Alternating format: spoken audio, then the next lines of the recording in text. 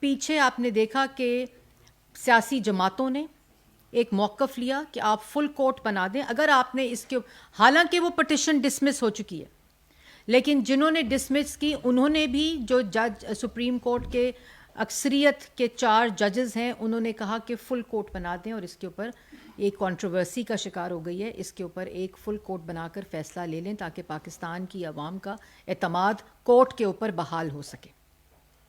سیاسی جماعتوں نے یہ جانتے ہوئے کہ یہ ڈسمس ہو گئی ہے پٹیشن, اور وہ سیاسی جماعتیں جو اس ملک کو بنانے میں جنہوں نے اپنا کردار ادا کیا ہے, انہوں نے یہ کہا کہ اس کے اوپر آپ فل کورٹ بنا دیں, کیونکہ ایک دستوری آئینی سوالات اٹھ گئے ہیں, اس کے اوپر ایک فل کورٹ بنا دیں تاکہ عوام اس کو فیصلے کو تسلیم کر لے. 3 ممبر بینچ بنا, اور ابھی ایک شخص کہہ رہے تھے کہ یہ بینچ کا معاملہ نہیں, یہ الیکشن کا معاملہ ہے. یہ بالکل الیکشن کا معاملہ نہیں ہے.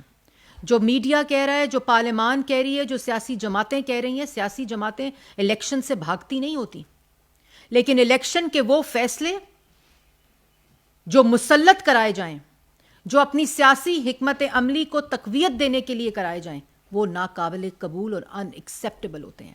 یہ الیکشن کا معاملہ نہیں رہا, یہ اب اس بینچ فکسنگ کا معاملہ ہے, یہ اب اس عدالتی سہولت کاری کا معاملہ ہے جو آج اطہر من اللہ صاحب نے جس پر سوالات اٹھائے ہیں.